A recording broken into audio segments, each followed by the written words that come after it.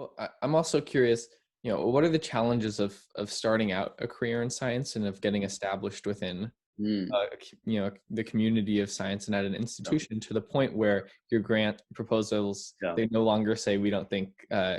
you can do this. Well, the system has been and continues to be conservative. Hmm. Um, and that was true, obviously, when I started because I had been successful as a graduate student, but I had zero experience with yeast in any, I'd never done genetics. And so probably rightly so, my grant was rejected. But um, uh, I've argued that in spite of that, that if anything, it's easier now. I know that's sort of contrary to what anyone else would say, Hmm. but I will submit to you that if you've been successful in your graduate career and postdoctoral career, then if you get an opportunity at a research university to begin your program, there's more money available to you than what I had when I started. When I started at Berkeley, it was not traditional that the institution would provide funds to equip a lab.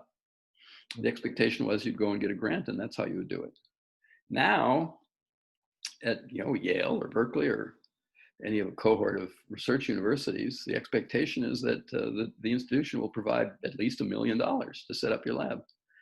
Moreover, there are many more private foundation grants available to early career faculty than when I started. There was only one when I started, and I didn't get that either because I wasn't, I had no experience in what I was proposing.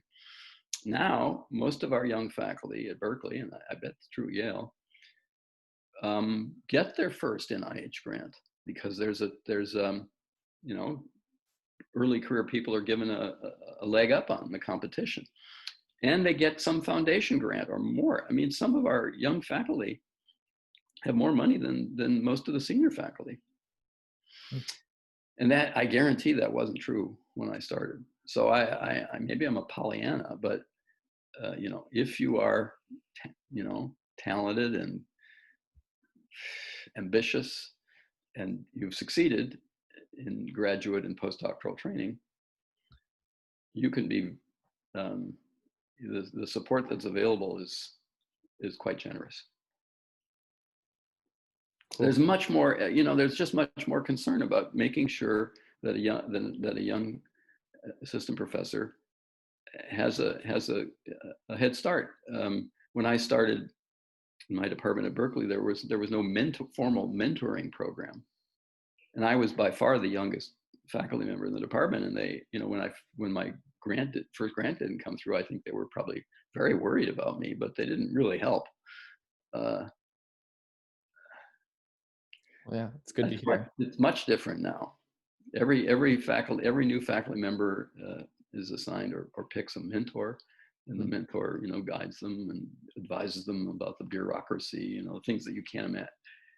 And the other thing is, when you go in this academic direction, um, you may be trained to do experimental or theoretical work on your own, but you have virtually no training in guiding other people's work, what it takes to develop a group and a group spirit. There are workshops at some meetings that discuss these things, but you don't really have any. You may learn by example from your mentors. But boy, when I started as an assistant professor, I made all kinds of mistakes that more senior colleagues could have helped me with, but their attitude was, he's got to succeed on his own. It really was a very a strong bias against giving propping someone up. But that's completely different.